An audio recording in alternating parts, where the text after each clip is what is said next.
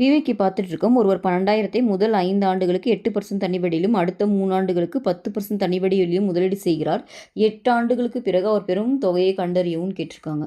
இப்போ வந்து பார்த்தீங்கன்னா நம்மளுக்கு தனிவட்டிக்கு ஃபார்முலா தெரியும். I = PNR/100 கரெக்டாக.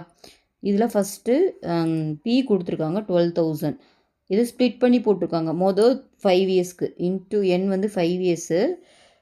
அப்போ 5 இயர்ஸில் வட்டி பார்த்தீங்கன்னா 8%. அப்போ 8/100 ஓகேவா.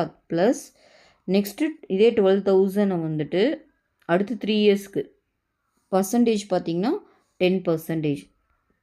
100 அப்படின்னா அவர் பெரும் மொத்த தொகை, அதாவது உங்களை ஏ கேட்குறாங்க. ஸோ இதை நம்ம சால்வ் பண்ணி போட்டுடலாம். இந்த 2 கேன்சல் பண்ணிடலாம், இங்கே 2 கேன்சல் பண்ணிடலாம். அப்போது மல்டிப்ளை பண்ணிங்கன்னா உங்களுக்கு என்ன வரும்? 5 8s 40, 40 × 12 ஓகேங்களா. அப்போது 4 × 12னா உங்களுக்கு 48. எவ்வளோ வரும்னு பார்த்தீங்கன்னா 5 8s 40, அப்போ 2 0 வரும். ஓகே, இங்கே 36 ஓகேங்களா. அப்போ 2 0. ஸோ ஐ வந்து பார்த்தீங்கன்னா இவ்வளோ கிடைக்குது. இது ரெண்டையும் ஆட் பண்ணிங்கன்னா உங்களுக்கு எவ்வளோ வரும்?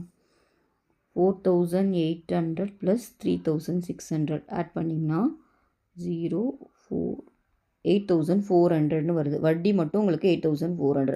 அவங்க ஏ தான் கேட்குறாங்க. ஏ நம்மளுக்கு தெரியும் P + ஐன்னு. பி எவ்வளோ? 12,000. 12,000 + 8,400னா உங்களுக்கு 20,400 தான் சம்மோட ஆன்சர். ஓகேவா.